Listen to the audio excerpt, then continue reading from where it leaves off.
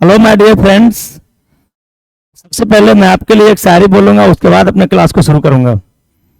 भाई ये सिर्फ और सिर्फ आपके लिए है। ये जिंदगी हसीन है, इससे प्यार करो। ये जिंदगी हसीन है, इससे प्यार करो। अभी है रात तो सुबह का इंतजार करो।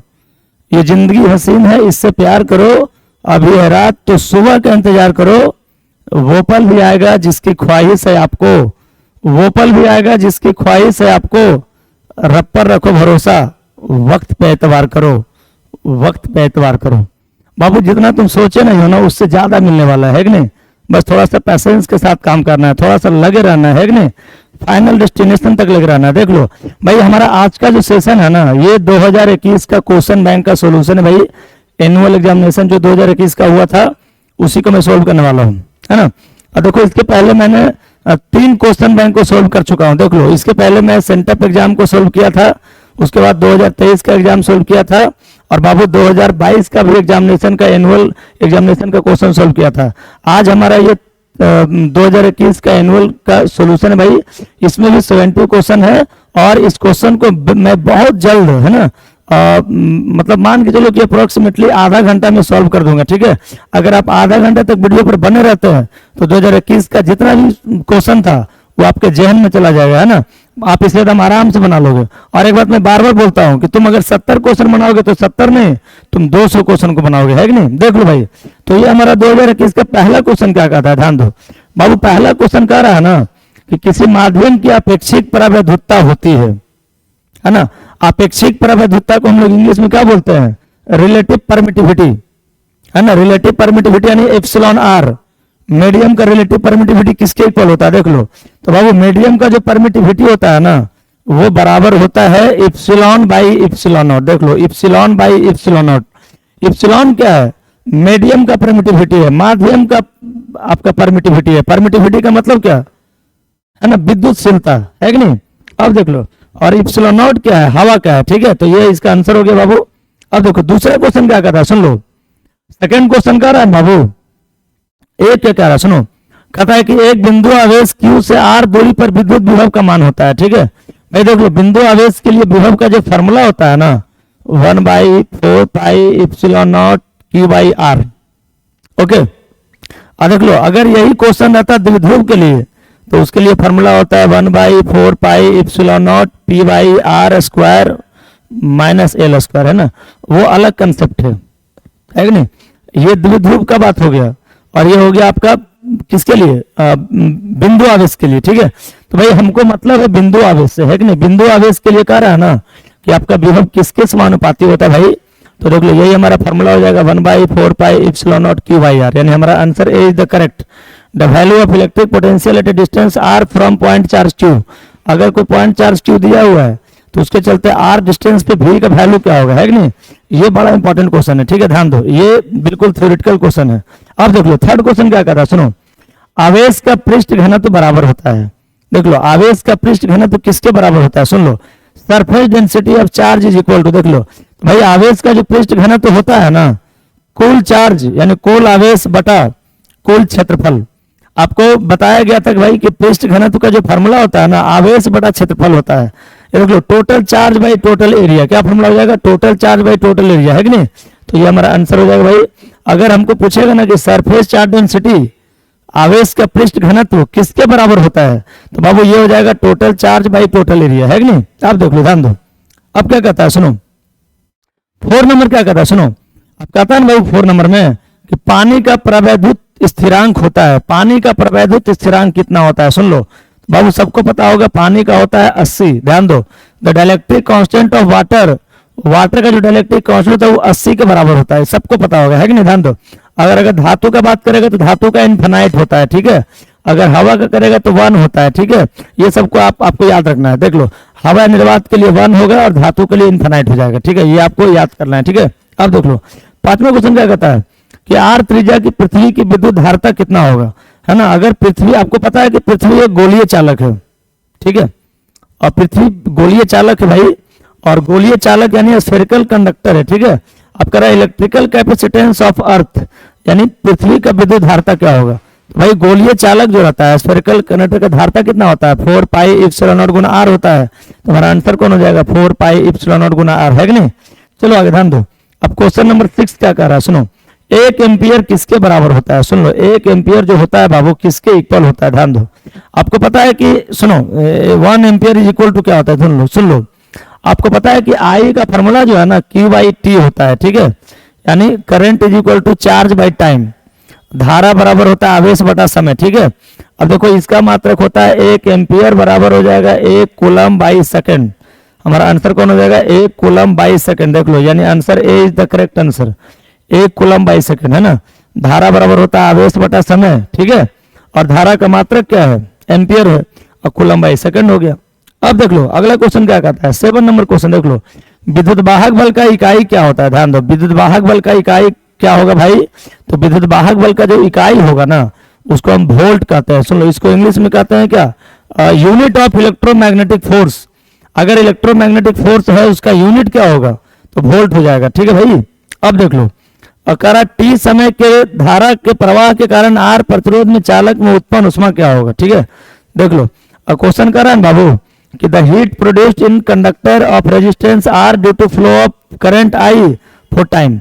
अगर कोई कंडक्टर है, कोई चालक है जिसमें आर प्रतिरोध है, आर उसमें रेजिस्टेंस है, ठीक है। अब उसके लिए हमको उष्मा निकालना है, ये आपका हीट निकालना है। तो डायरेक्टली फॉर्मूला होता है आई स्क्वायर आर टी, सबको पता होगा, है कि नहीं। आई स्क्वायर आर टी इसका फॉर्मूला हो जाएगा, है कि नहीं। ये बेहतरीन क्वेश्चन है, एकदम फॉर्मूला पुटिंग क्वेश्चन है कि नहीं। अब देख लीजिए अगला क्वेश्चन क्या कहता है, 9 नंबर क्वेश्चन देख लो एक बार। कह रहा है कि भाई टेस्ला किसके बराबर होता है, देख लो। ये टेस्ला कह रहा है भाई 5 टेस्ला, देख लो। टेस्ला जो होता है ना बाबू, 1 टेस्ला बराबर होता है 1 वेबर पर मीटर स्क्वायर, ठीक है। देखो 1 टेस्ला अगर हम निकालेंगे ना तो 1 वेबर पर मीटर स्क्वायर के इक्वल हो जाता है, ठीक है।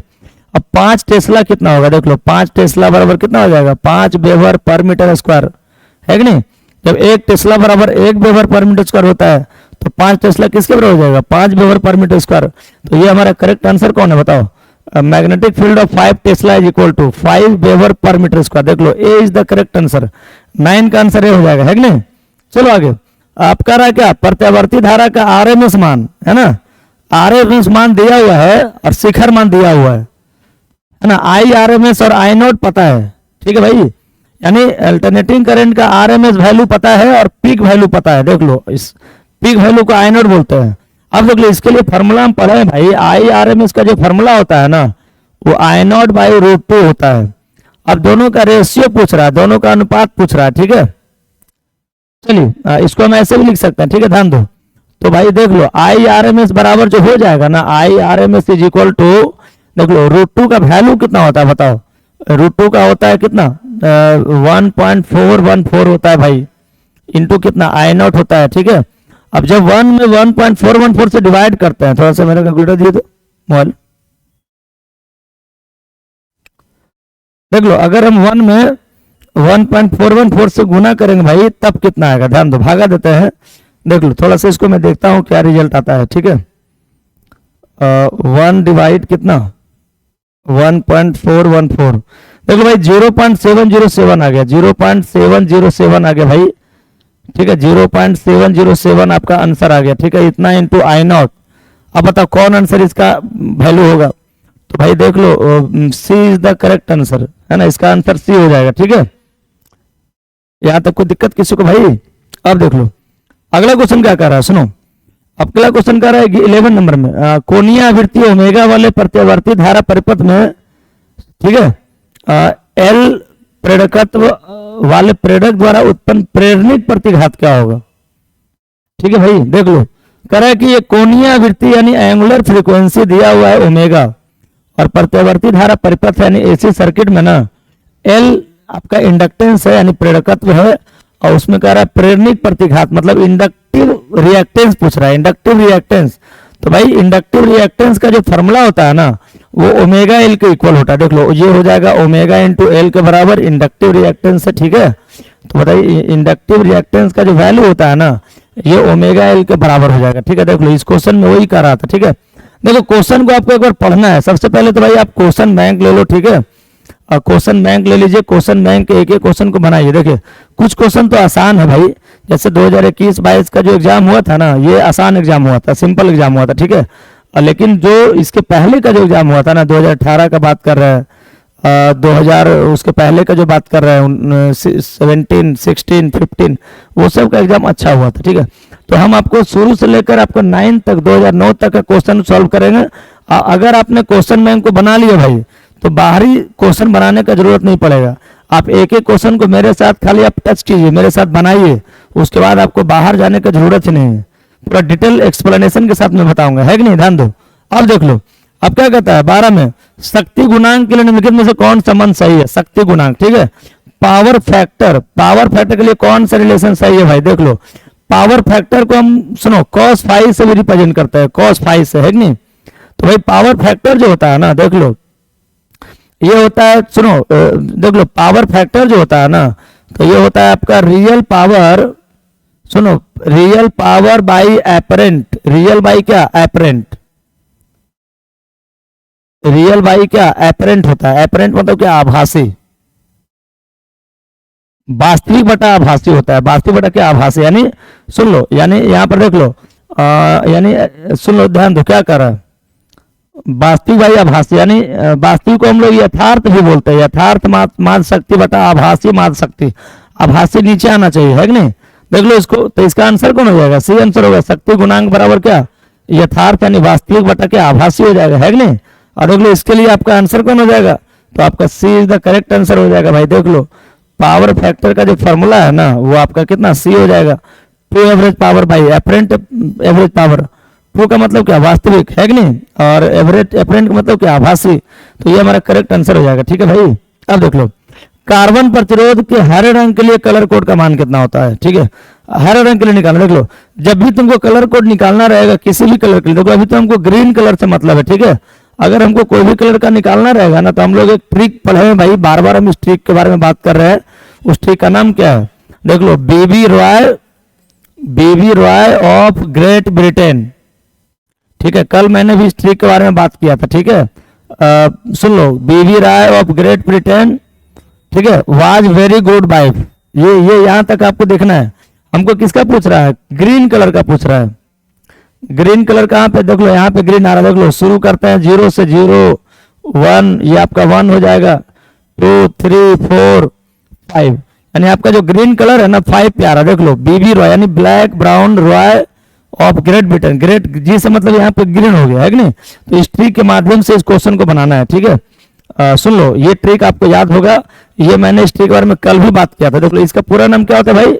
Black brown Roy of Great Britain was very good wife. ये क्या होगा? वाज वेरी गुड वाइफ, ठीक है। तो ये आपको याद रखिएगा, ठीक है। और अगर इसको आप याद रखिएगा ना भाई, तो ये आपको पूरा का पूरा कार्बन रजिस्टर बन जाएगा, है कि नहीं। तो ये हमारा आंसर कौन आ जाएगा भाई? 5 आंसर आएगा, ठीक है। 5 इज द करेक्ट आंसर। देख लो, अब 14 में क्या कहता भाई? देख लो, 14 क्वेश्चन में कह रहा है ना, सुनो 14 क्वेश्चन क्या कर रहा है बाबू? कह रहा है कि चुंबकीय क्षेत्र बी में भी वेग से गतिशील आवेश क्यू पर लगने वाला बल का व्यंजक क्या होगा, है ना। चुंबकीय क्षेत्र के लिए आपका फॉर्मूला हो जाता है Q into V cross B, है ना। देख लो, Q into V cross B. देख लो, expression of force on a charge Q moving velocity V in magnetic field.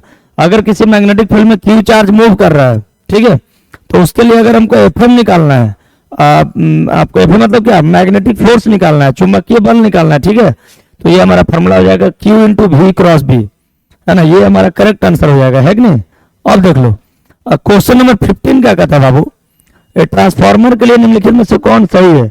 देखो, सबसे पहले तुमको मैं एक बार बताता हूँ भाई कि ट्रांसफार्मर जो है ना, एक ऐसा यंत्र है, एक ऐसा डिवाइस है जो एसी वोल्टेज को घटाता है बढ़ाता है। सबसे पहले दिमाग में ये रखना है, ठीक है। एसी वोल्टेज को क्या करता है? घटाता है बढ़ाता है, ठीक है। अब देख लो, तो यहाँ पर आंसर कौन होगा?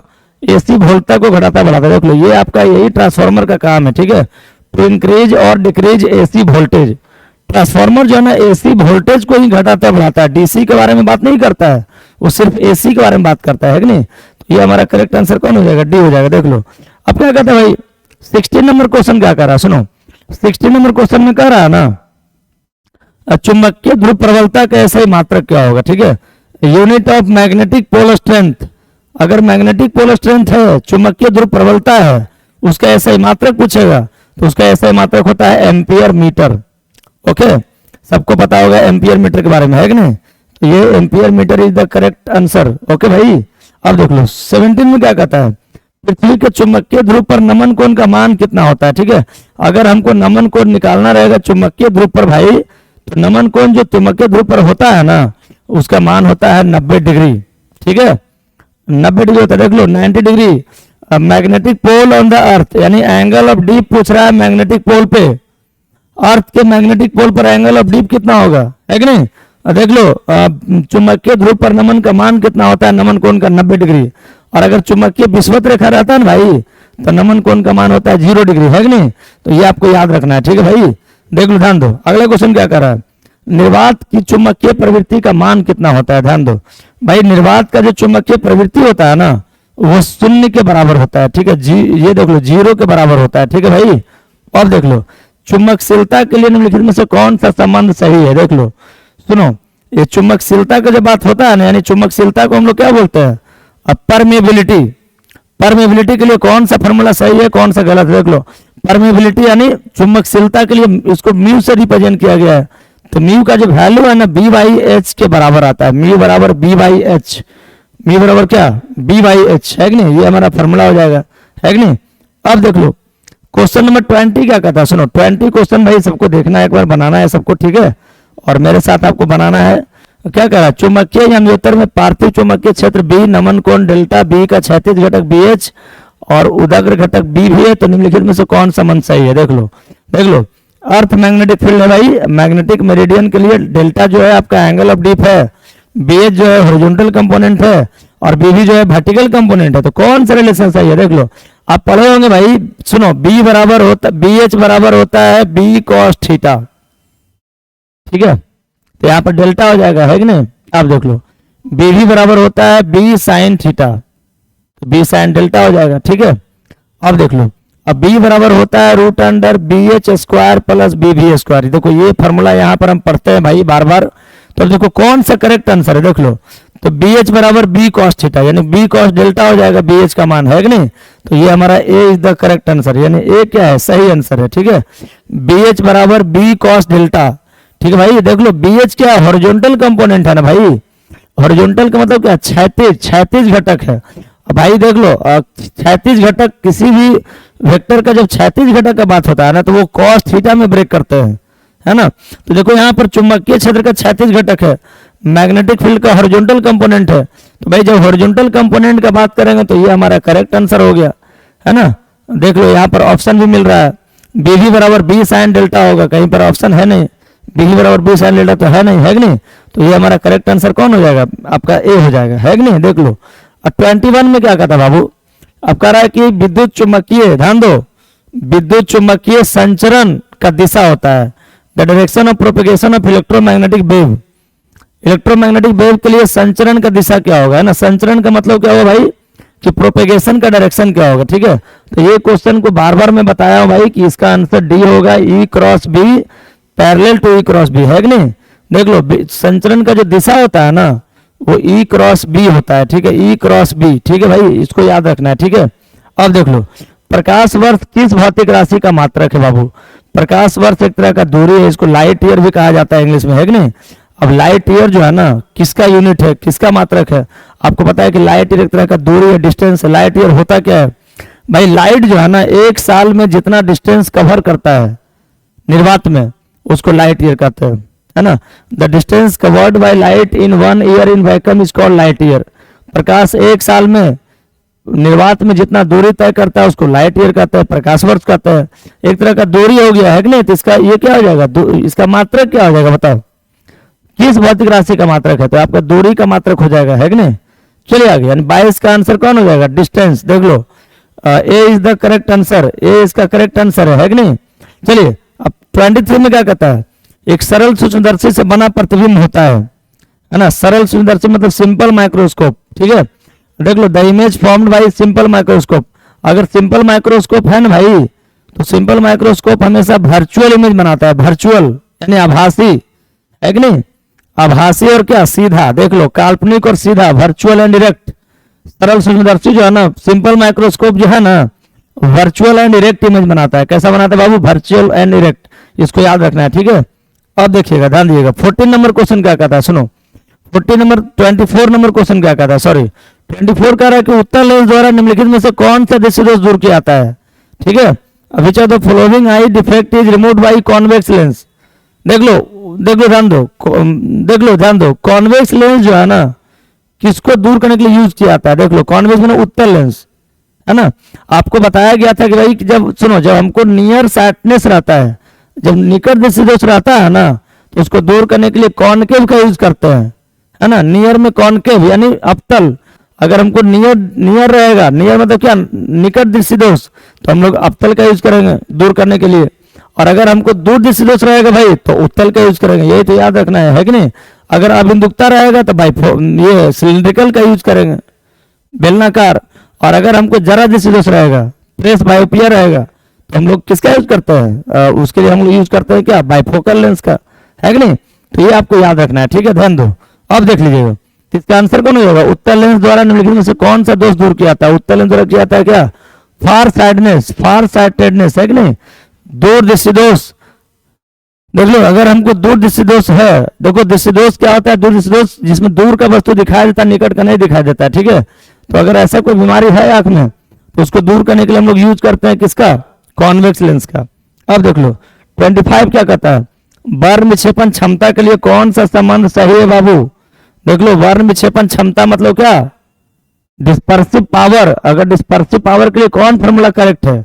इसके लिए आंसर कितना हो जाएगा? म्यू भी माइनस म्यू आर बटा म्यू वाई माइनस 1।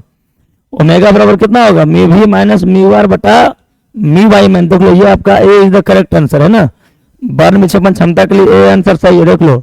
और डिस्पर्सिव पावर के लिए हमारा आंसर कौन हो जाएगा? ए आंसर हो जाएगा। देख लो, इसका आंसर कौन होगा? ए होगा, है कि नहीं?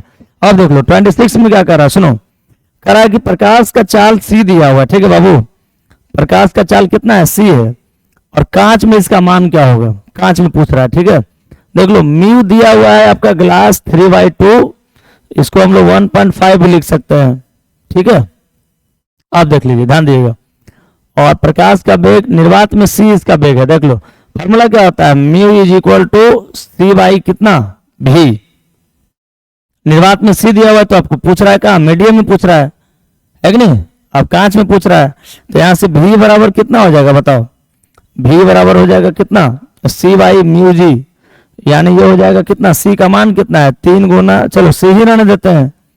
और म्यू जी कितना है बताओ? म्यू जी का मान तो 3/2 दिया हुआ है ना, इसका मान 3/2 पुट करोगे तो ये हो जाएगा आपका 2c/3, यानी हमारा आंसर कौन आ जाएगा? बी आंसर आ जाएगा। देख लो, है ना। अगर velocity of light in vacuum C है, तो इसका वैल्यू कर रहा है ग्लास में कितना होगा? देख लो भाई, तो भाई देख लो, ग्लास के लिए तो 3/2 दिया हुआ है। हमारा फॉर्मूला क्या होता है भाई? Mu is equal to C by V. जब सुनो, जब म्यू को ना, जब हम लोग अपवर्तनांक यानी रिफ्रैक्टिव इंडेक्स को, सुन लो, एयर के रेस्पेक्ट में या तो वैक्यूम के रेस्पेक्ट में लेते हैं, हवा निर्वात के सापेक्ष लेते हैं, तो ये फॉर्मूला का यूज करते हैं। ये हमारा आंसर आ जाएगा 2c/3, है ना। चलो आगे बढ़ते हैं। 27 में क्या कहता है? सुनो, ये 27 नंबर क्वेश्चन क्या कर रहा है बाबू? सुनोगे, 27 नंबर क्वेश्चन क्या कर रहा है ना? समान समायोजन के लिए खगोलीय दूरदर्शक की लंबाई कितना होता है? सुन लो, समान समायोजन का जब बात करते हैं तो खगोलीय दूरदर्शक की लंबाई पूछ रहा है, ठीक है। और समान समायोजन के लिए खगोलीय दूरदर्शक का लंबाई क्या होता है? सुन लो, समान समायोजन के लिए लंबाई जो है ना, खगोलीय दूरदर्शक, देखो दोनों जुड़ जाता है, ठीक है, जो FO प्लस FE हो जाता है। देख लो, the length of an astronomical telescope for normal adjustment. Normal adjustment के लिए ना क्या होता है? लेंथ क्या होता है? फोकल लेंथ क्या होता है? दोनों के लिए लंबाई क्या होता है भाई? तो ये हो जाता है FO प्लस FE, है ना। यानी आपका देखो, FO क्या होता है भाई? ऑब्जेक्टिव का फोकल लेंथ। और FE क्या होता है आपका? किसका होता है? E का मतलब क्या? सुन लो, E का मतलब होता है आईपीस का होता है, ओके। ये आईपीस का फोकल लेंथ होता है, सुन लो। अब देख लो 28 में क्या करा, सुनो। स्वस्थ आंख, स्वस्थ व्यक्ति के आंख के नेत्र की फोकस दूरी लगभग होती है। Focal length of eye lens of a healthy man is about. Healthy man के लिए फोकल लेंथ कितना होता है? अगर कोई स्वस्थ आंख वाला आदमी है तो उसके लिए फोकल लेंथ किसके बराबर हो जाएगा? फोकल लेंथ हो जाएगा 25 सेंटीमीटर के बराबर, है कि नहीं। ध्यान दो, यहाँ पर ये नहीं कह रहा है कि दूर में है वस्तु की निकट में है, ठीक है। तो स्वस्थ आदमी के लिए हमारा जो फोकल लेंथ होता है ना 25 सेंटीमीटर पर होता है, उससे कम नहीं हो सकता है। देखो यहाँ पर स्वस्थ आदमी का मतलब है कि न्यूनतम कितना होगा, तो मिनिमम फोकल लेंथ उसका 25 सेंटीमीटर पर होगा, उससे कम नहीं बन पाएगा, है कि नहीं? क्योंकि आपको पता है कि 25 सेंटीमीटर से अंदर हम लोग किसी वस्तु को स्पष्ट नहीं देख पाते हैं, ठीक है? तो ये हमारा आंसर हो जाएगा 25 सेंटीमीटर। अब 29 में क्या करा बताओ, निम्नलिखित में से किस भौतिक राशि का पुनर्वितरण प्रकाश के व्यतिकरण होता है? Interference of light is the redistribution of white which of the following physical quantities, है ना? यानी देख लो इसमें इसका मतलब क्या हुआ ना कि सुनो, जैसे प्रकाश का जो पुनर्वितरण होता है ना, रीडिस्ट्रीब्यूशन जो होता है, तो किस भौतिक राशि, सुनो, हाँ, किस भौतिक राशि के कारण जो है प्रकाश का पुनर्वितरण होता है, रीडिस्ट्रीब्यूशन होता है, ठीक है? एक्चुअली प्रकाश का पुनर्वितरण का मतलब क्या है ना कि दो लाइट जाके एक जगह मिल जाना, है कि नहीं? तो भाई किसके कारण ऐसा होता है, तो इंटेंसिटी कारण, ठीक है? देख लो ये हो जाएगा आपका आंसर कौन, इंटेंसिटी, यानी बी आंसर हो जाएगा, है कि नहीं? देख लो भाई, ध्यान दो।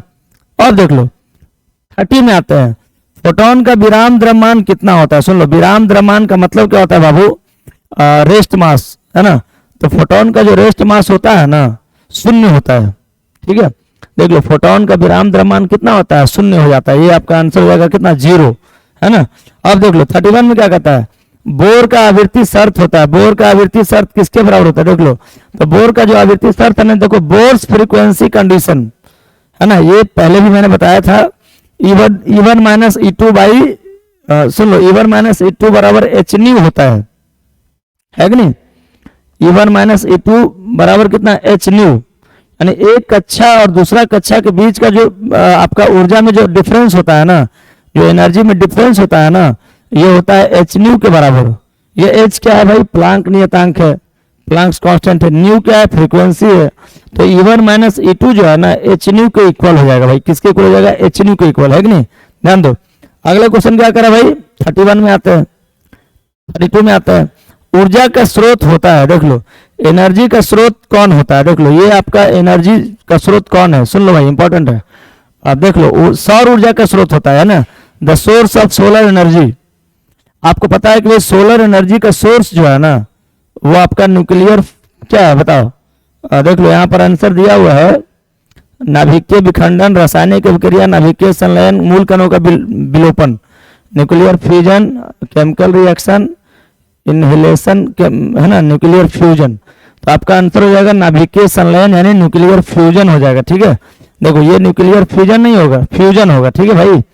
ठीक है, अगर किसी का जो, देखो ये जो आपका सोल्यूशन हो रहा है ना, तो किसी लड़का का हम लोग मांग के करते हैं, ठीक है? उस लड़का से PDF मंगवा के हम लोग इसको सोल्यूशन कर रहे हैं, तो कभी कभी गलत भी आंसर मार देता है, ठीक है?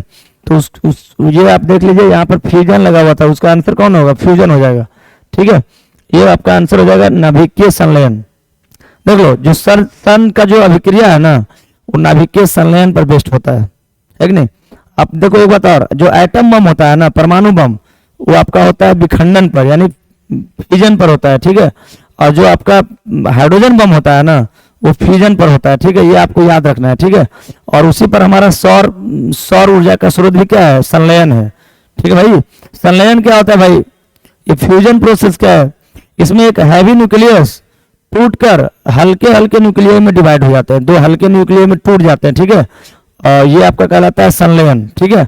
यानी एक भारी नाभिक जो है ना, हल्के हल्के नाभिकों में टूट जाता है, उसी को संलयन बोलते हैं, ठीक है भाई? अब देख लो, अब क्या है भाई 33 नंबर में, कि विद्युत का सबसे अच्छा चालक कौन है?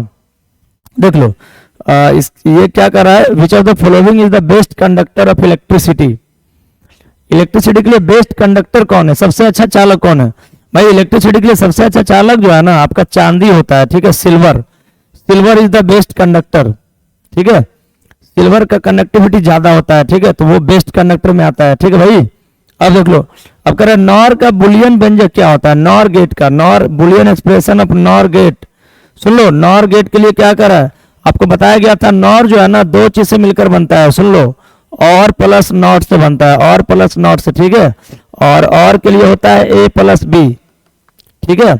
तो A प्लस बी, और नॉट के लिए होता है रेकरिंग, ठीक है? तो ये हो जाएगा A प्लस बी का रेकरिंग हो जाएगा, ओके भाई? A प्लस बी का रेकरिंग, यानी हमारा answer D is the correct answer, है कि नहीं? ये नॉर के लिए आंसर हो जाएगा, ठीक है भाई? सुन लो, नॉर बनता है और नॉट से, और का होता है ए प्लस बी और नॉट का रेकरिंग हो जाता है, ठीक है। तो ये हो गया आपका नॉर गेट के लिए। नैंड गेट रहेगा तब क्या होगा, तो एंड प्लस नॉट होता है, तो यानी ए इंटू बी का रेकरिंग हो जाएगा, ठीक है। ये सब पूछता है एग्जाम में, है कि नहीं, बार बार पूछता है, ध्यान दो। अब देख लो, अब क्वेश्चन नंबर क्या कहता है भाई, क्वेश्चन नंबर जो है ना, क्वेश्चन नंबर आपका 35 क्या कर रहा है, सुनो। 35 क्वेश्चन में कर रहा है ना बाबू, कि आपका देखो ये दिया हुआ है 1001 दिया हुआ, ठीक है, और इसको ब्रेक करना है दशमिक पत्ती में, यानी the decimal number of binary number 1002 is. तो जब इसको हम लोग कैसे करते हैं भाई, देख लो, देखो सबसे पहले तो हम नंबर लिख देंगे 1001 लिख देंगे, है कि नहीं। जैसे यहाँ पर देखो 1 लेंगे ना, तो 1 इंटू 2 का पावर 3 लिखेंगे, देख लो इसके बाद कितना, 1 के बाद कितना डिजिट है, 1 2 3, है कि नहीं, प्लस देख लो 0 इंटू 2 का पावर 2 लिखेंगे, इस देखो 0 लेने के बाद 2 का पावर कितना, 2 बचेगा, प्लस फिर 0 इंटू 2 का पावर 1 लिखेंगे, है कि नहीं, अब प्लस कितना 1 इंटू 2 का पावर 0 लिखेंगे।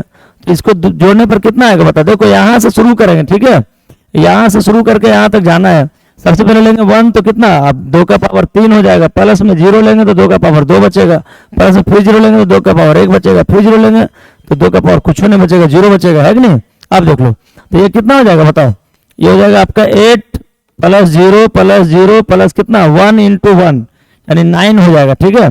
तो ये 9 डेसिमल पत्ती में 9 के बराबर हो जाएगा, यानी हमारा आंसर कौन हो जाएगा, सी इज द करेक्ट आंसर, है ना। जब भी इस तरह का क्वेश्चन तुमको बनाने के लिए आता है तो यही तरीका होता है बनाने का, है कि नहीं। देख लो, ध्यान दो, देखो अगर ये आपका जो है ना भाई, ये आपका क्या है, ये आपका है आपका द्विआधारी पत्ती है। आपको बताया गया था कि द्विआधारी में 2 ही अंक होते हैं, 0 और 1, डेसिमल में 10 अंक होते हैं। तो ये द्विआधारी को चेंज करना है डेसिमल में, तो अब कैसे चेंज करेंगे, जो भी रहेगा उसको पहले ले लेंगे, और अब जितना रहेगा उस 2 का पावर उतना पावर दे देंगे, है कि नहीं। फिर रहेगा, फिर उसको लेंगे, फिर 2 का पावर फिर लेंगे, फिर 2 का पावर फिर लेंगे, फिर 2 का पावर 0 तक जाना है, कहाँ तक जाना है, 0 तक जाना है, ठीक है। तो आपका आंसर आ जाएगा, ध्यान दो। अब क्या करा, सुन लो, 36 में क्या करा, यानी इसका आंसर हमारा सी हो जाएगा, ठीक है भाई। देख लो 36 में क्या करा कि भाई देख लो, हमारे पास एक एलिमेंट है, इसमें अल्फा 6 हो रहा है, ठीक है, अल्फा 6 यानी अल्फा डीके हो रहा है, ठीक है भाई, अल्फा डीके हो रहा है। देख लो एक एलिमेंट में अल्फा डीके होता है, देख लो अल्फा डीके में होता क्या है, सुन लो, कहीं पर अगर अल्फा 6 होगा ना तो उसका मास नंबर में 4 घटता है भाई, और एटॉमिक नंबर में 2 घटता है। अगर किसी का मास नंबर में 4 घट रहा है, एटॉमिक नंबर 2 घट रहा है, तो उसको अल्फा डीके कहता है। देख लो मास नंबर को ए से रिप्रेजेंट करता है, मास नंबर का मतलब क्या, द्रव्यमान संख्या, और एटॉमिक नंबर तो क्या, परमाणु संख्या, ठीक है। द्रव्यमान संख्या को ए से रिप्रेजेंट करते हैं, परमाणु संख्या को जेड से करते हैं। ए में 4 घटना चाहिए और जेड में 2 घटना चाहिए, है कि नहीं। ये हो गया मास नंबर यानी द्रव्यमान संख्या, और ये हो गया आपका परमाणु संख्या यानी एटॉमिक नंबर, है कि नहीं। अब देख लो, इसके एटॉमिक नंबर में 4 घट रहा है, अब मास नंबर में 4 घट रहा है, यानी द्रव्यमान संख्या में 4 घटा और परमाणु संख्या में 2 घटा, तो ये हमारा आंसर हो जाएगा, बिल्कुल यही आंसर हो जाएगा, है कि नहीं, क्योंकि यहाँ पे अल्फा 6 हो रहा है कि नहीं। अल्फा में क्या बताया था कि मास घटेगा कितना, ए में 4 घटेगा, जेड में 2 घटेगा, है कि नहीं। ये हमारा आंसर हो गया भाई, देख लो अल्फा डीके का यही आंसर होगा, देख लो, है ना। अब देख लो क्वेश्चन नंबर 37 क्या कहता है, कौन मौलिक कण नहीं है। मौलिक कण कौन नहीं है भाई, मौलिक कण मतलब क्या, मूल कण, फंडामेंटल पार्टिकल कौन नहीं है भाई। फंडामेंटल पार्टिकल 3 ही होता है, उसका नाम क्या है, प्रोटॉन, इलेक्ट्रॉन, न्यूट्रॉन। ये अल्फा कण मौलिक कण नहीं है, देख लो अल्फा पार्टिकल जो है ना फंडामेंटल पार्टिकल में नहीं आता है। जो एटम होता है ना 3 फंडामेंटल पार्टिकल से बनते हैं, परमाणु 3 कणों से मिलकर बनता है, इलेक्ट्रॉन, प्रोटॉन, न्यूट्रॉन से बनता है, उसी को फंडामेंटल पार्टिकल कहा गया। ये एटम अल्फा पार्टिकल जो है ना, ये हीलियम का नाभिक कहलाता है। देख लो कहीं पर अगर कहेगा कि अल्फा कण क्या है, ये अल्फा पार्टिकल क्या है, ठीक है, ये पार्टिकल कहलाता है, ठीक है भाई। तो इसके लिए हमारा आंसर कौन हो जाएगा, 2He4, यही आपका अल्फा कण है, यानी हीलियम का नाभिक को ही अल्फा कण कहा जाता है, अल्फा पार्टिकल कहा जाता है, ठीक है। अब देख लो क्वेश्चन नंबर 38 क्या कहता है कि भाई निम्नलिखित में से कौन आवृत्ति परास होता है किसके लिए, टीवी प्रसारण के लिए। देख लो which of the following is the frequency range of TV broadband, TV broadcasting, ठीक है। टीवी के ब्रॉडकास्टिंग में कौन सा सही है कौन सा गलत है भाई। टीवी के ब्रॉडकास्टिंग के लिए हम बताए थे कि 300 से लेकर 300 मेगा हर्ट्ज तक होता है, 300 से लेकर कहां तक, सॉरी 30 से लेकर 300 मेगा हर्ट्ज तक होता है, 30 to 100 मेगा हर्ट्ज, है कि नहीं। ध्यान दो अब क्या कहता है क्षीणता को मापने के लिए निम्नलिखित में से कौन सा मात्रक सही है? भाई क्षीणता को ना डेसिबल से मापते हैं, ठीक हो। क्षीणता को हम लोग क्या बोलते हैं इंग्लिश में? एटेन्युएशन। भाई एटेन्युएशन को मेजर करने के लिए कौन सा यूनिट का यूज किया जाता है? यानी क्षीणता को किससे मापते हैं? ठीक है, क्षीणता को हम लोग डेसिबल से मापते हैं, ठीक है भाई। ये इसका करेक्ट आंसर देख लो। अब क्या कहता है 40 में? पी प्रकार का अर्धचालक होता है। पी प्रकार का अर्धचालक यानी पी टाइप जो अर्धचालक होगा ना, क्या होता है? ठीक है, देख लो। जब बात हम लोग पी टाइप अर्धचालक का बात करते हैं भाई, जब पी प्रकार अर्धचालक का हम बात करेंगे ना, तो पी प्रकार अर्धचालक में क्या होता है? ध्यान दो, सुनो इधर। इसमें जो है ना देख लो, ये जो है अनचार्ज होता है भाई, अनावेशित होता है। पी प्रकार अर्धचालक क्या होता है? अनावेशित, है कि नहीं? ध्यान दो, इसमें जो है ना पी प्रकार अर्धचालक कैसा होगा भाई? अनावेशित हो जाएगा, है कि नहीं? चलो आगे ध्यान दो। अब क्या कहता है 41 में? देख लो, हाइड्रोजन परमाणु में इलेक्ट्रॉन के न्यूनतम कक्षीय कोणीय संवेग होता है। देख लो, हाइड्रोजन परमाणु का जो कोणीय संवेग होता है ना न्यूनतम, वो h/2 पाई होता है। देख लो, इसका पूरा फॉर्मूला जो होता है भाई, सुनो, आपका जो पूरा फॉर्मूला होता है ना, ये होता है आपका n इंटू, देखो L is equal to n into h/2 pi, जहाँ L का है बाबू कोणीय संवेग है, ठीक है, यानी एंगुलर मोमेंटम है। ये आपका एंगुलर मोमेंटम हो गया, L एंगुलर मोमेंटम है, ठीक है। और n हो गया आपका ऑर्बिट, h/2 पाई है ना। h क्या है? प्लांक्स कांस्टेंट है। n ऑर्बिट यानी कक्षा है। तो अब कहता है न्यूनतम क्या होगा? न्यूनतम में कितना? n का मान 1 ही नहीं लेंगे, पहला कक्षा 1 होता है, तो n का मान लेंगे, कितना बचेगा? L बराबर कितना बचेगा बताओ? h/2 पाई बचेगा, है कि नहीं? तो ये हमारा करेक्ट आंसर हो गया, h/2 पाई, ठीक है भाई। अब देख लो, दाता द्रव्य परमाणु की संयोजकता कितना होता है? डोनर, सुनो क्या कर रहा है क्वेश्चन में कि donor impurity atom has valency. Donor यानी देने वाला का कितना संयोजकता, ठीक है। तो डोनर जो है ना पेंटावैलेंट को बोलते हैं। पेंटावैलेंट को हम लोग बोलते हैं, पंच संयोजी को डोनर कहा जाता है, ठीक है। पेंटावैलेंट का नाम सुना होगा, ठीक है, जिसके बाहरी कक्षा में 4 इलेक्ट्रॉन होते हैं, पेंटावैलेंट कहलाता है, ठीक है। तो डोनर के लिए कितना हो जाएगा? 5 हो जाएगा ना बाबू। देख लो, जिसके बाहरी कक्षा में 5 इलेक्ट्रॉन होते हैं, है ना, पेंटावैलेंट कहलाएगा, ठीक है। तो ये हमारा आंसर कौन हो जाएगा? 5। वैलेंसी इसका कितना होगा? 5 हो जाएगा। वोल्ट मीटर क्या मापता है बताओ? वोल्ट मीटर जो बाबू क्या मापता है? ये वोल्ट मीटर से हम लोग क्या मापते हैं बताओ? वोल्ट मीटर से हम लोग विभवांतर मापते हैं, ठीक है, पोटेंशियल डिफरेंस मापते हैं, ठीक है। अब देख लो 44 क्या कहता है? 1/4 पाई एप्सिलॉन नॉट का वैल्यू कितना होता है बाबू? 1/4 पाई एप्सिलॉन नॉट जो है ना 9 × 10⁹ न्यूटन मीटर स्क्वायर पर कूलम स्क्वायर के बराबर होता है ना। 1/4 पाई एप्सिलॉन नॉट कहाँ से आया? कूलम्स लॉ से आया।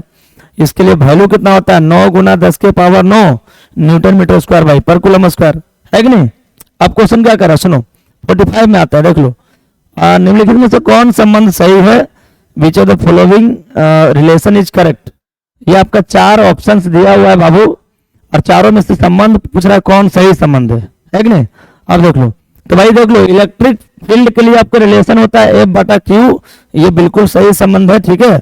इलेक्ट्रिक फील्ड क्या होता है भाई? बताया भी गया था आपको, ठीक है। एकांक आवेश के कारण जो फोर्स लगता है ना भाई, यूनिट पॉजिटिव चार्ज के कारण जो फोर्स लगता है ना, उसी को बोलता है इलेक्ट्रिक फील्ड, ठीक है। ध्यान दो, सुन लो।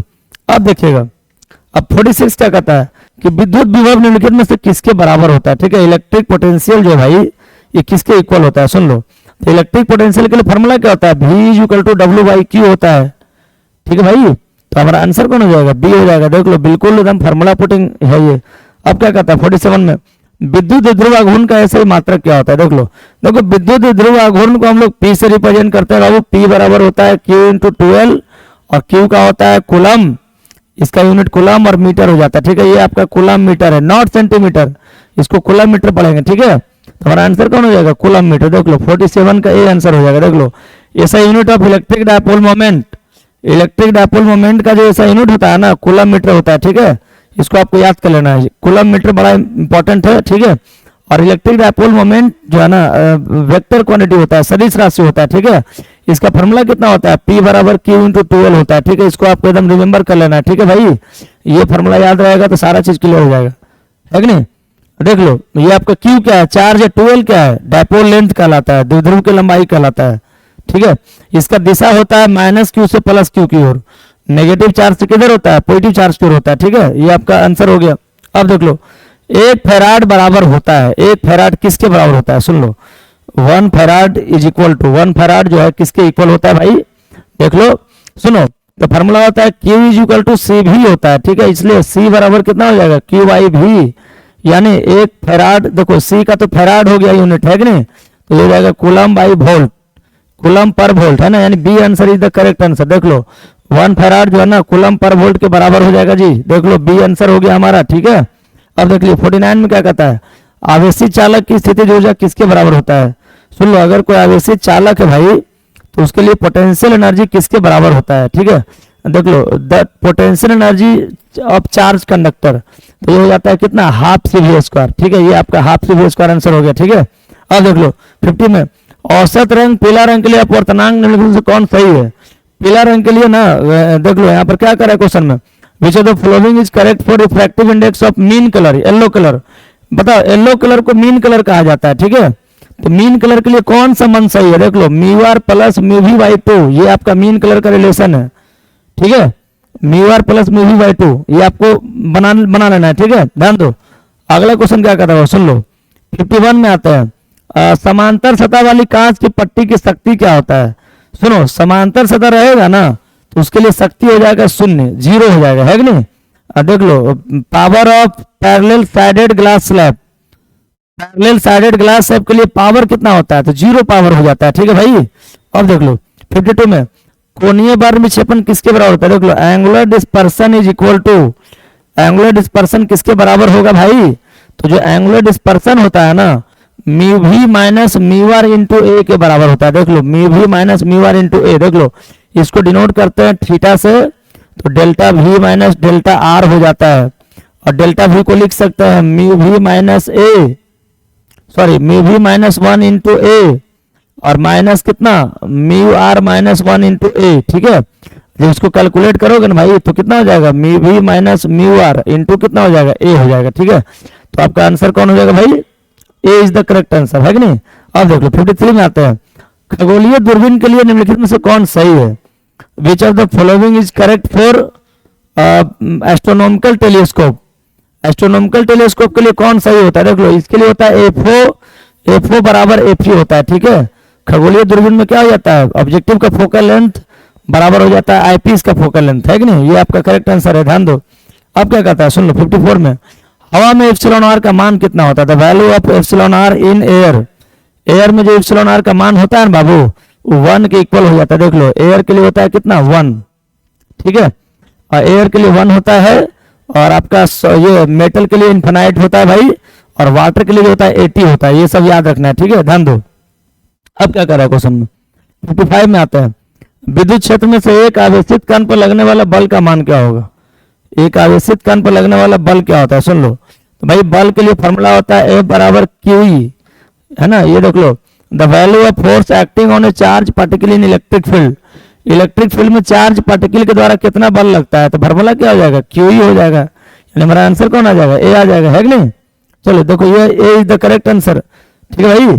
अब देख लो, देखो क्वेश्चन क्या कर रहा है, देखो अब क्वेश्चन कर रहा है ना, प्रतिरोधों के समांतर क्रम में कौन सी राशि समान रहती है। सुन लो भाई, अगर समांतर क्रम रहेगा ना प्रतिरोध का, देख लो तो कौन सा राशि समान, देख लो जैसे मान लो 2 प्रतिरोध है और उसके लिए हम समांतर क्रम जोड़ रहे हैं। देख लो समांतर में तो क्या, पैरेलल, अगर 2 प्रतिरोध को हम पैरेलल जोड़ते हैं भाई तो कौन सा राशि समान रहता है। सुन लो, अगर किसी रेजिस्टेंस को पैरेलल कनेक्ट करते हैं, पैरेलल जोड़ते हैं तो कौन सा राशि समान रहेगा। सुन लो, देख लो तो पैरेलल जब जोड़ेगा ना भाई तो इसका करंट तो समान रहेगा नहीं, करंट तो बढ़ जाएगा, वोल्टेज समान रहेगा, है नहीं। जब किसी भी रेजिस्टेंस को पैरेलल जोड़ते हैं भाई तो उसका क्या होता है, विभवांतर जो है समान रहता है। देख लो विभवांतर समान रहेगा, मतलब क्या हुआ इसका, देख लो which of the following is same in parallel connection of resistance, अगर किसी रेजिस्टेंस को पैरेलल में कनेक्ट करता है तो उसका पोटेंशियल डिफरेंस समान होता है, ठीक है, ये एकदम याद कर लेना है, बड़ा इंपॉर्टेंट है, ठीक है। और सुनो, अगर किसी रेजिस्टेंस को किसी प्रतिरोध को सीरीज में कनेक्ट करते हैं, श्रेणी क्रम में करते हैं तो धारा समान होता है, यानी करंट सेम होता है, ठीक है। सीरीज में करेंगे रेजिस्टेंस को तो करंट सेम होगा, धारा सेम होगा, और पैरेलल में करेंगे तो विभवांतर सेम होगा, पोटेंशियल डिफरेंस सेम हो जाएगा, ये याद रखना है कि नहीं। अब देख लो अब क्या कहता है क्वेश्चन में कि 1 हेनरी इक्वल होता है, 1 हेनरी किसके बराबर होगा। देख लो 1 henry is equal to, 1 henry का जो वैल्यू है ना किसके इक्वल होगा, भाई हमारे पास 4 ऑप्शन दिया हुआ है, ध्यान दो। ये 4 ऑप्शन में 1 हेनरी किसके बराबर होगा देख लो। तो भाई 1 हेनरी देख लो, सबसे पहला ऑप्शन तो 10 के पावर 3 मिली हेनरी है। इसको जब ब्रेक करेंगे तो 10 के पावर 3 गुना 10 के पावर -3 हेनरी हो गया, यहीं से 1 हेनरी आ गया भाई, देख लो। तो ये हमारा करेक्ट आंसर हो गया, पहला ही हो गया। हम लोग सबको एक बार ब्रेक करते हैं, 4 ऑप्शन था, चारों को ब्रेक करके देखते कि 1 किससे आ रहा है, ठीक है। तो हमारा देख लो ये मिली है ना भाई, मिली को ब्रेक करते हैं -3 से, देख लो मिली अगर कहीं पर है ना तो -3 से ब्रेक होगा, कहीं पर अगर माइक्रो है भाई तो -6 से ब्रेक होगा, कहीं पर अगर नैनो है तो -9 से ब्रेक होगा, कहीं पर अगर पीको है भाई तो -12 से ब्रेक होगा, है कि नहीं। तो ये सब आपको याद रख लेना है, ठीक है, ये सब आपको याद कर लेना है। मिली, माइक्रो, नैनो, पीको। मिली में 10 के पावर -3, माइक्रो में -6, नैनो में -9 और पीको में कितना -12, है कि नहीं। और देख लो अब क्या करा, रेडियो एक्टिव तत्व के लिए निम्नलिखित में से कौन सही है। विच ऑफ द फॉलोइंग, ध्यान दो क्या करा भाई, विच of the following is correct for radio active element, ठीक है। देख लो रेडियो एक्टिव एलिमेंट में अगर हाफ लाइफ रहता है ना भाई, तो हाफ के लिए फॉर्मूला होता है 0.693 बाई लेमडा होता है, ठीक है। लेकिन यहाँ पर देखो टी दिया हुआ, टी मतलब क्या, एवरेज लाइफ, औसत, सुनो औसत काल, एक होता है अर्ध आयु, एक होता है औसत आयु, है कि नहीं। तो औसत आयु के लिए बात जब होगा ना तो टी बराबर 1 बाई लेमडा हो जाता है। देख लो यहाँ पे क्या कर रहा है, विच of the following is correct for radio active element, यानी औसत आयु जो है ना, एवरेज एंड टी ए का मतलब क्या, एवरेज टाइम, ये हो जाएगा 1 बाई लेमडा की कोल, इसको दिमाग में रखना है। अगर हाफ पूछता तो कितना हो जाता है, 0.693 बाई लेमडा हो जाता है कि नहीं। दोनों जो है करेक्ट है, बट यहाँ इसके अकॉर्डिंग हमारा आंसर कौन हो जाएगा, आंसर बी आएगा, है कि नहीं। अब देखिए 60 में क्या करा, सुन लो, निम्नलिखित में से कौन संबंध सही है बाबू, सही कौन है देख लो। तो हम लोग इसके लिए क्या करते हैं ना, जो हमारे देखो सब में 12 है, देख लो सबका जो आपका देखो जो आपका ये 12 है, ये आपका क्या है, बाइनरी सिस्टम में है, द्विधारी में है। 12 को ब्रेक करो ना भाई, देखते हैं क्या आंसर आता है। 12 को ब्रेक करते हैं, है कि नहीं। सबसे पहले 2 बार में लगाएंगे तो कितना, 6 से कटेगा, फिर 2 बार में लगाएंगे तो कितना, 3 से कटेगा, फिर 2 बार में लगाएंगे तो कितना कटेगा, देख लो यहाँ पे 6 से कटा तो 0 बचा, फिर देख लो 3 से कटा तो 0 बचा, है कि नहीं। फिर 2 से लगाए, फिर देख लो 2 से लगाएंगे तो कितना बचेगा, 1 बचेगा यहाँ पे, है कि नहीं। यहाँ पर कितना बचेगा, 1 बचेगा, 1100 आएगा, 1100। देख लो 1100 कौन है बताओ, देख लो 1100 इसका आंसर आएगा, है ना। यानी जो 12 का होगा ना वैल्यू कितना हो जाएगा, 1100 का बेस 2, यानी बाइनरी में कन्वर्ट करेंगे तो 1100 आ जाएगा। देख लो 1100, ओके। 61 में आता है बाबू, देख लो मूल गेट पूछ रहा है, मूल गेट निम्नलिखित में से कौन है। मूल गेट यानी कौन जो है फंडामेंटल गेट है। फंडामेंटल गेट का जब बात होता है ना तो देखो 3 गेट को फंडामेंटल गेट कहा गया, है ना। उसका नाम क्या है भाई, सबसे पहला है आपका OR gate, AND gate, NOT gate, OR AND NOT, है ना। और एंड नॉट है किसी में भाई, देख लो और एंड नॉट है ए में, है ना। तो हमारा A is the correct answer. Fundamental gate कितना है, 3 है। अब क्या कर रहा है, कौन आवेशित कण नहीं है, देख लो आवेशित कण कौन नहीं है, सुन लो भाई, सुनो बड़ा इंपॉर्टेंट क्वेश्चन है, ठीक है। अब कह रहा है कौन आवेशित कण नहीं है, ठीक है। तो इलेक्ट्रॉन भी आवेशित कण है भाई, अल्फा कण, फोटोन, बीटा कण। देख लो कौन सा, विच of the following is not charged, कौन चार्ज नहीं है, चार्ज पार्टिकल कौन नहीं है भाई, सुन लो। तो ये जो आपका फोटोन जो देख रहे हो ना, ये फोटोन चार्ज पार्टिकल में नहीं आता है, ठीक है। सुन लो फोटोन जो है ना चार्ज पार्टिकल में नहीं आता है, ठीक है। फोटोन एक तरह से समझ लो कि देखो फोटोन का स्पीड ना लाइट के स्पीड से चलता है, फोटोन लाइट के स्पीड से चलता है, ठीक है। वो एक तरह का इलेक्ट्रोमैग्नेटिक वेव में आ जाता है, ठीक है भाई। वो इलेक्ट्रिक और मैग्नेटिक फील्ड से प्रभावित नहीं होता है, इलेक्ट्रिक और मैग्नेटिक फील्ड से इफेक्टेड नहीं होता है। तो फोटोन को हम लोग क्या बोलते हैं, नॉट चार्ज, है कि नहीं। अब देख लो कार्बन कलर कोड में पीला रंग का मान कितना होता है, सुन लो पीला रंग का मान पूछ रहा है बाबू, वही वाला फॉर्मूला फिर से अप्लाई करेंगे, ठीक है।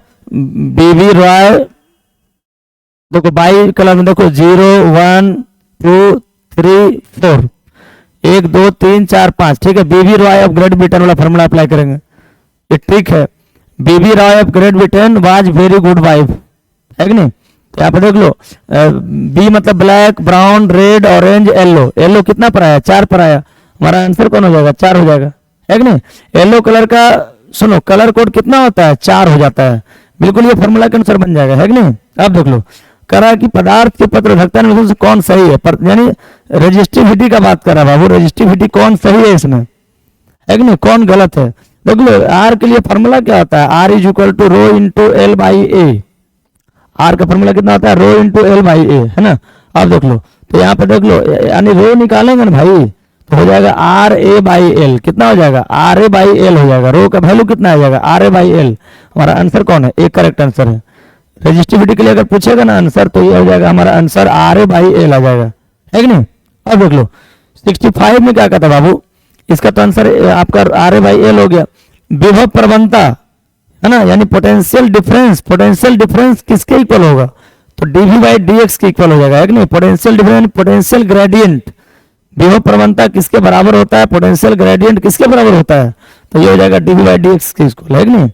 अब विद्युत फ्लक्स का मात्रक क्या होता है, देख लो भाई, विद्युत फ्लक्स का मात्रक क्या होगा बाबू, कह रहा है क्या कि ऐसा unit of electric flux, electric flux का यूनिट क्या होता है, ठीक है। तो भाई इलेक्ट्रिक फ्लक्स का जब बात करते हैं ना, तो इसके लिए फॉर्मूला क्या होता है, phi is equal to E dot D S, ठीक है। अब यहाँ देख लो, इसका हो जाता है वोल्ट पर मीटर इंटू मीटर स्क्वायर, तो मीटर से मीटर कैंसिल हो जाएगा, कितना बचेगा, वोल्ट मीटर। हमारा आंसर कौन हो जाएगा, देख लो वोल्ट मीटर, यानी C answer is the correct answer, ठीक है। देख लो इलेक्ट्रिक फील्ड का दो मात्रक होता है, एक मात्रक होता है न्यूटन पर कूलम, तो भाई न्यूटन में तो हमारा आंसर है नहीं, तो वो तो होगा नहीं, है कि नहीं। हमारा आंसर तो वोल्ट में दिया हुआ ना, तो इलेक्ट्रिक फील्ड का एक होता है वोल्ट पर मीटर भी होता है। आप कहोगे सर न्यूटन पर कूलम कहाँ से आया, तो ये आपका आ गया एफ बाई क्यू से, और ये आ गया कितना, डीवी बाई डी एक्स से आ गया, क्योंकि आपका जो इलेक्ट्रिक फील्ड है डी बाई डी एक्स के बराबर होता है। इसके अनुसार मात्रक न्यूटन पर कूलम, इसके अनुसार वोल्ट पर मीटर। अब यहाँ पर वोल्ट पर मीटर दीजिए, और डी एस क्या है, क्षेत्रफल है, तो इसका यानी एरिया हो गया, मीटर स्क्वायर होता है, तो इलेक्ट्रिक फ्लक्स का जो यूनिट हो जाएगा ना, वोल्ट मीटर हो जाएगा। देख लो वोल्ट मीटर हो जाएगा, है कि नहीं। 67 में आता है, देख लो Q बराबर एन दिया हुआ, देख लो भाई एन का मतलब क्या, which is the flowing value of N is not possible. आपको पता है कि Q बराबर एन में ना एन इंटीजर होता है, वो एक इंटीग्रल वैल्यू है, पूर्णांक है, ठीक है। अब देख लो कि यहाँ पर पूर्णांक कौन नहीं है, देख लो बाकी तो पूर्णांक ही है, केवल यही नहीं पूर्णांक है, तो ये हमारा करेक्ट आंसर हो जाएगा, है कि नहीं। अब एन कह रहा है कि रिलेशन दिया हुआ एन, उसमें से कौन संभव नहीं है, कौन पॉसिबल नहीं है, तो एन का मान इतना संभव नहीं है कि नहीं। अब देख लीजिए 68 में आते हैं भाई। अब कह रहा है एक समांतर पट्टी का संधारित्र है, ठीक है भाई।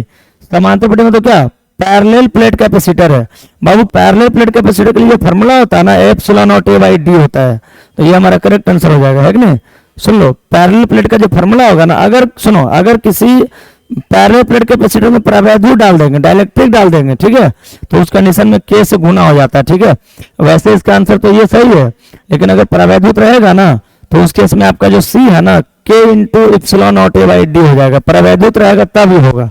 वैसे हमारा आंसर ये करेक्ट आंसर है कि नहीं। देख लो अब देखो क्वेश्चन नंबर 59 क्या कहता है, परिपथ का शक्ति क्या होता है, ध्यान दो, शक्ति पूछ रहा है भाई, शक्ति, power, power of electric circuit V square by R. बिल्कुल आसान क्वेश्चन है, इसको लॉलीपॉप क्वेश्चन भी कर सकते हैं, है कि नहीं।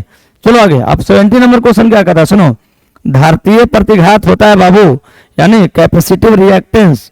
सुनो धारतीय, कैपेसिटिव का मतलब क्या, इसमें धारिता होता है, इसमें कैपेसिटेंस होता है, ठीक है। तो कैपेसिटिव रिएक्टेंस का वैल्यू कितना हो जाएगा, 1 बाई ओमेगा सी हो जाएगा, है ना, 1 बाई ओमेगा सी। ओके, अगर ये रहता है इंडक्टिव तो ओमेगा एल हो जाता है, उसको हम लोग क्या बोलते हैं, प्रेरकीय बोलते हैं। खाली प्रतिरोध रहता है, रेजिस्टेंस रहता है, तो खाली आर हो जाता है कि नहीं। तो ये आपका सोल्यूशन था बाबू, ये 2021 का सोल्यूशन हो गया, है ना। मिलते हैं एक नए वीडियो के साथ, तब तक के लिए टेक केयर, बाय।